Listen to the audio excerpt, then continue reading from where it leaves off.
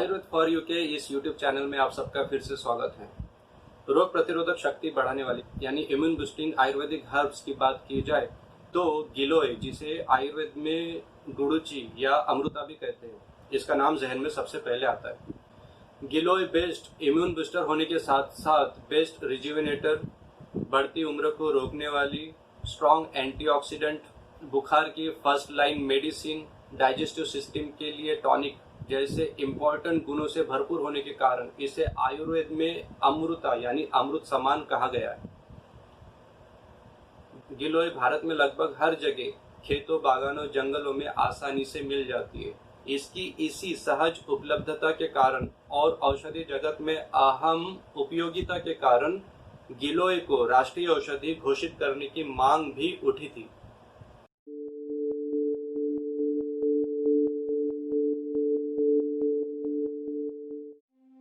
गुडुचि, इसे हिंदी में गिलोय और मराठी में गुड़वेल कहते हैं, जिसका लैटिन नाम है टिनोस्फोरा कार्डिकोलिया।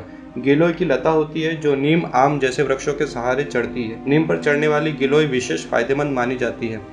इसका कांड यानी स्टेम पर ब्राउनिश कलर की पतली लेयर होती है जो आसानी से हटाई जा सकती है। इसके पत्ते हार्ट शेप्ड होते हैं। इसमें लाल रंग के मटर के आकार के छोटे छोटे फल लगते हैं। बागान के माली या खेतीबाड़ी का नॉलेज रखने वालों को अक्सर इसकी पहचान होती है।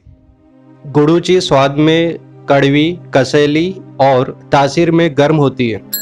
ये तीनों दोषों का शमन करती है। इसका मतलब आप वात, पित्त, कफ इसमें से किसी भी दोष का शमन करने के लिए इसे इस्तेमाल कर सकते हैं। इसका सीधा मतलब ये हुआ कि आप लगभग हर बीमारी में इसका उपयोग कर सकते हैं। गुडुचि ये श्रेष्ठ रसायन है। रसायन एक आयुर्वेदिक कंसेप्ट है जिसमें एंटी एजिंग रिजुविनेटिंग थेरेपी के जरिए बॉडी की एज बढ़ने से रोकी जाती है। मनुष्य को स्वस्थ और जवान रखने की कोशिश की जाती है। शॉर्ट में लाभोपायो हि शस्त्राणाम रसादीनाम रसायनम। रस, रक्त, मांस आदि धातुओं को लाभ पहुंचाने के लिए जो प्रशस्त उपाय है वो सब रसायन के अंडर आते हैं और ये सब क्वालिटीज हमारी गुडुचि में मौजूद है। गुडुचि उत्तम दीपन पाचन है यानी भूख बढ़ाती है और हाजमा दुरुस्त करती है। उसमें भी विशेष ये आम पाचक है। आम पाचक क्या होता है?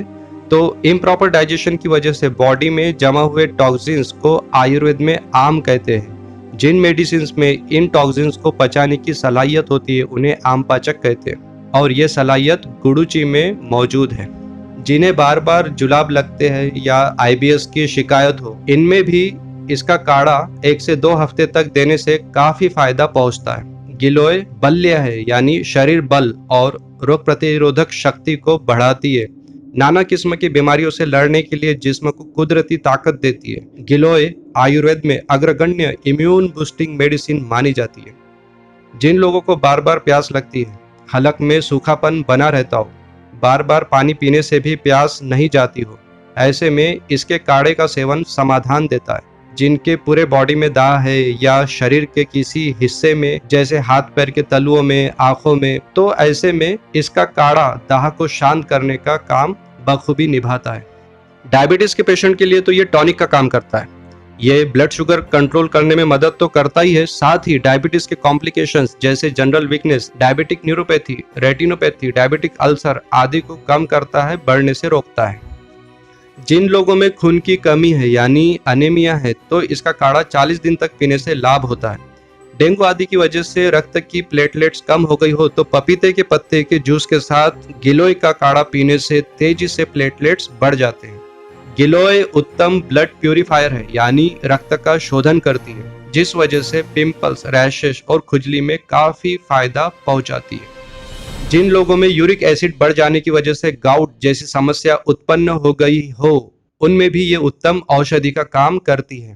कृमि यानी वर्म्स पर भी ये काफी असरदार मेडिसिन मानी जाती है। इसका काढ़ा पीने से पेट के कृमि मर जाते हैं। साथ ही ये उत्तम ज्वर नाशिनी है यानी एंटीपायरेटिक है। ये लगभग हर प्रकार के ज्वर यानी बुखार में इस्तेमाल होती है।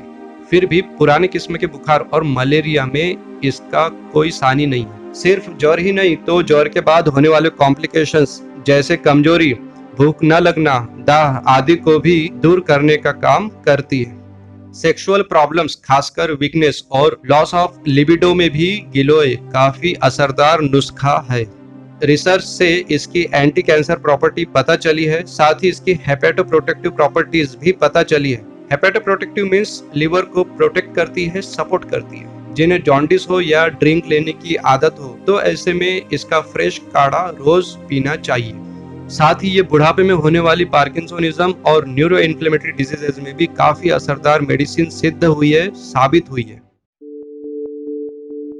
अब इसे इस्तेमाल कैसे करें? इसका यूजफुल पार्ट है इसका कांड यानी स्टेम। अंगुली इतनी मोटाई वाले ताजे स्टेम को इस्तेमाल करें। रोज ताजी गुड़ूची मिलना पॉसिबल ना हो तो सुखाकर जमा कर ले।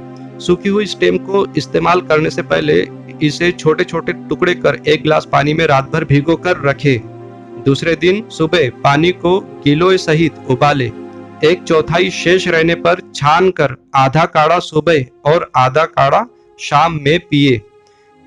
अगर आप वात विकारों के लिए गिलोय काढ़ा ग्रहण कर रहे हैं तो घी के साथ, पित्त विकार में मिश्री के साथ और कफज विकार में शहद के साथ ले। डायबिटीज के पेशेंट मिश्री शहद का इस्तेमाल न कर आंवले के जूस के साथ सेवन करें। अगर आपको काढ़ा बनाने में दिक्कत आ रही हो या गिलोय अवेलेबल ना हो तो आप मेडिकल से इसके कुछ रेडीमेड प्रिपरेशंस भी खरीद सकते हैं, जैसे गुड़ूची घनवटी, गुड़ूची सत्व या अमृता अरिष्ट वगैरह। लेकिन याद रहे इसे आयुर्वेदिक चिकित्सक की सलाह के अनुसार ही ग्रहण करें। अब इसकी मात्रा की बात कर लेते हैं। काढ़े की मात्रा है 50 से 100 ml। इसके चूर्ण की मात्रा है 3 से 6 ग्राम और गुड़ूची सत्व इसकी मात्रा 1 से 2 ग्राम बताई गई है। और हाँ, एक खास बात, आयुष मंत्रालय द्वारा कोविड-19 के क्लिनिकल ट्रायल में जिन आयुर्वेदिक हर्ब्स पर रिसर्च चल रहा है उनमें गुड़ूची भी शामिल है। सही में गिलोय एक ऑलराउंडर मेडिसिन है जिसका अमृता नाम होना सार्थक लगता है, सही लगता है। आज के इस वीडियो में इतना ही। आपको ये वीडियो पसंद आई हो तो लाइक और शेयर जरूर करें। अपने सुझाव और सवाल कमेंट में अवश्य लिखें। और हाँ, यदि आप हमारे चैनल पर नए हैं तो आयुर्वेद फॉर यू को सब्सक्राइब करना न भूलिए। फिर मिलेंगे एक नई वीडियो के साथ। तब तक के लिए स्वस्थ रहिए आयुर्वेद के साथ। धन्यवाद।